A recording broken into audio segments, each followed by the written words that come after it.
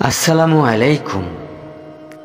গীবত শুনলেও কি গুনাহ হবে, এই ব্যাপারে আমরা আজকে কিছু জানব।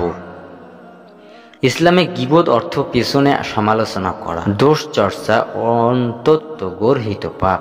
কোরআনে আল্লাহ তাআলা গীবত করতে নিষেধ করেছেন এবং এটাকে মৃত ভাইয়ের গোশত ভক্ষণ করার মতো গর্হিত কাজ বলেছেন।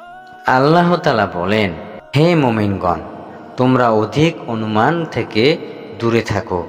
নিশ্চয় কোনো অনুমান গুনাহের কাজ।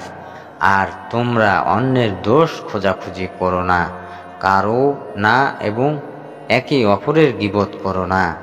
তোমাদের মধ্যে কি কেউ তার মৃত ভাইয়ের গোশত খেতে পছন্দ করবে? তোমরা তো তা অপছন্দই করে থাকো। তোমরা আল্লাহকে ভয় করো।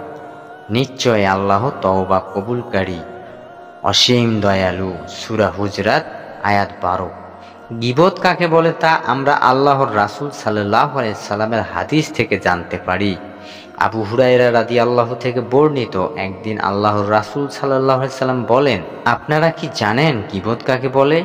সাহাবীরা বললেন, আল্লাহ ও তার রাসূল ভালো জানেন।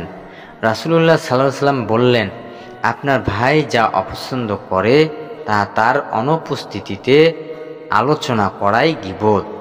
এক সাহাবী বললেন, যদি আমি এমন কোনো দোষের কথা বলি যা তার মধ্যে আছে, তাহলে তা গীবত হবে?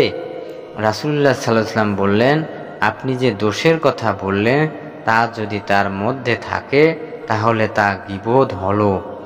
আপনি যদি এমন কিছু বলেন যা তার মধ্যে নেই, তাহলে তো আপনি তাকে অপবাদ দিলেন। সহিহ মুসলিম। গীবত করা যেমন গুনাহের কাজ, গীবতকারীর কথা চুপচাপ শোনাও গুনাহের কাজ। তাই গীবত শোনা থেকেও বিরত থাকতে হবে। কেউ গীবত করা শুরু করলে তাকে নিষেধ করতে হবে, নসিহত করতে হবে। তারপরও সে বিরত না হলে ওই মজলিস ত্যাগ করা ওয়াজিব। বিখ্যাত তাবী সাইদ ইবনে জুবাইর রাহমাহুল্লাহ সম্পর্কে বর্ণিত আছে, তিনি কোনো গীবতকারীকে তার কাছে বসতে দিতেন না। মুসা ইবনে ইব্রাহিম বলেন, একদিন আমি মারুফ কারখির রাহমাহুল্লাহ মজলিসে বসেছিলাম। সেখানে এক ব্যক্তি আরেকজন সম্পর্কে কথা বলতে বলতে গীবত করা শুরু করলো। মারুফ কারখি রাহমাহুল্লাহ তাকে মৃত্যুর কথা স্মরণ করিয়ে দিয়ে বললেন, ওই সময়ে কথা স্মরণ করো যখন তোমার চোখে তুলে ধরা হবে হিল্লাতুল আউলিয়া। গীবত হচ্ছে কোনো মানুষের ব্যাপারে তার অগোচরে কোনো দোষ ত্রুটি বর্ণনা করা। গীবত মারাত্মক অপরাধ। আল্লাহ বলেন, হে ঈমানদারগণ, তোমরা অনেক ধারণা থেকে বেঁচে থাকো। যেসব ক্ষেত্রে গীবত করা জায়েজ, জালিমের বিরুদ্ধে এমন কারো নিকট অভিযোগ করা যে তার জুলুমকে রুখতে পারে। ডাক্তারের নিকট রোগীর অবস্থা বর্ণনা করা, যা না করলে রোগী জীবন নিয়ে আশঙ্কাময় হতে পারে। বিপদগামিতা অথবা বিপদস্ত জীবন থেকে ফিরাতে পরামর্শ গ্রহণের জন্য কারো অবস্থা প্রকাশ করা। মুহাদ্দিসগণ হাদিসের হেফাজতের জন্য বর্ণনাকারীদের সমালোচনা করা।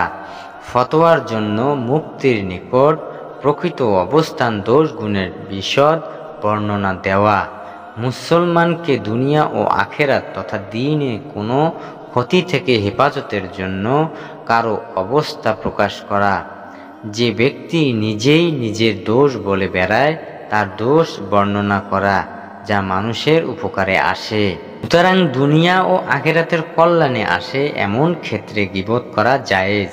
আল্লাহ তাআলা সমগ্র মুসলিম উম্মাহকে গুনাহ থেকে বাঁচিয়ে নাজাতের পথে চলার তৌফিক দান করুক। আমিন। জাযাকাল্লাহু খাইর।